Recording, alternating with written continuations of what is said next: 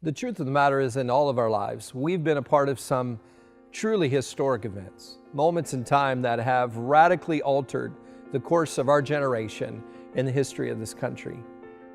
And when I think about my own life, I often wonder, in light of all these amazing and historic events, does my life really matter?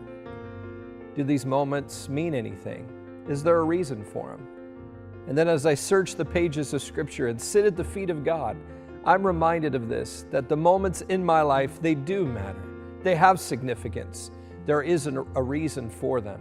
And through those moments, God is doing amazing things in my life and through my life to the world around us. I think about the moments that I've had since I've come to the city of Galt. I remember day one driving down Main Street, and everybody said, "Hey, you got to look for Galt Frosty." And sure enough, just off to the left, we see this little shack, and pulled in with the family and had one of those amazing meals over a cheeseburger and a milkshake, and talked about maybe what God wanted to do through our lives. You know, really in the scope of things and compared to these great moments in history, it wasn't a big deal. But again, it was one of those defining moments for our family as God began to chip away at our hearts and prepare us to move into this city. Or I think of the privilege that I got recently to coach Little League Baseball and be out there on the field. And my dream has always been to play Major League Baseball, so to be in it again and to hear the crack of bat on opening day has always been a tremendous privilege. And yet I'm often reminded as I'm sitting there dragging the field and preparing it for a game, is what I'm doing matter? And then I look over at the kids' lives that are being impacted and the families that are being touched. And I'm reminded again that these moments do matter. These moments have significance. There is value to them. I remember coming to the city of Galt several times as God began to plant seeds in our heart that we were going to plant a life-giving church here in this city. And we came with my wife, and to be honest, we weren't excited about it. We looked around and said, "Man, God, you can't possibly be calling us to the city." But sure enough, He was. I remember on the fourth try we came back. It was a Saturday morning, literally about 6 years to the date. We made our way into town, and we looked around. We had breakfast at Gary's Diner. And I talked to my wife, and she's like, "Man, I'm just not feeling it."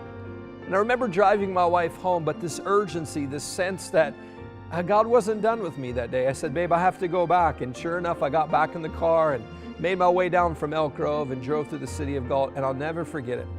I hit the intersection of Lincoln and Main Street, and all of a sudden the tears began to flood into my heart and down my face. And I sat there and began to contemplate, "God, what are you saying?" It was so intense and so heavy that I couldn't drive anymore. I pulled in to the fourth stall at the bank right there, and I just began to experience the presence of God. If possible, God confined Himself in physical form and sat with me in that red van and began to speak to me and says, "Son, I've called you to minister in the city. I've called you to plant a life-giving church.